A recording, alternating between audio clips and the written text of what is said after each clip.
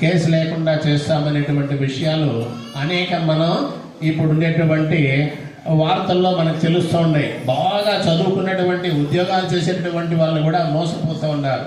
అటువంటి మోసపూరితమైనటువంటి ప్రపంచంలో మనం బతకాలంటే మనకు అమోఘమైనటువంటి తెలివితేటలు ఉండాలి.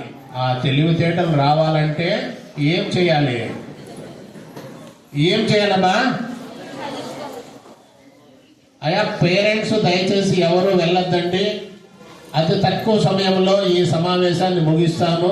దయచేసి అందరూ భోంచేసుకొని వెళ్ళాలి. సమయము మీకు ఇబ్బంది లేకుండా చూడడం జరుగుతుంది. ఇప్పుడైతే 12:30 ఫాస్ట్గా క్లోజ్ చేస్తాం. దయచేసి ఎవరు వెళ్ళద్దు.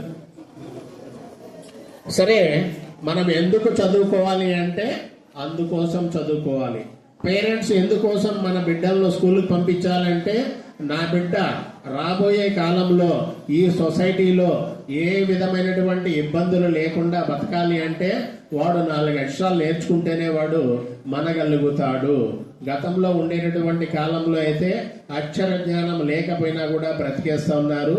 కానీ రాబోయే కాలంలో చదువు లేకపోతే ఎందుకు కొరగానటువంటి వాడిగా తయారవుతాడు. కాబట్టి మనం తప్పనిసరిగా ఎవరెవరు వాళ్ళ బిడ్డలను వాళ్ళు చదివించుకోవాలి అనేటటువంటి ఆలోచనతోనే మనం పిల్లలను రెగ్యులర్గా స్కూలుకు పంపించాల్సినటువంటి అవసరము ఎంతైనా ఉంది.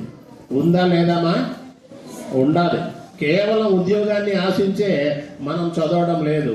ఉద్యోగం రానటువంటి వాళ్ళు కూడా ఎంతో మంది ఈ సొసైటీలో బ్రతికేస్తూ ఉన్నారు. కానీ తెలివితేటలు లేకపోతే మాత్రము బతకడం చాలా కష్టం. ఓకే, ఈ సంవత్సరం 10వ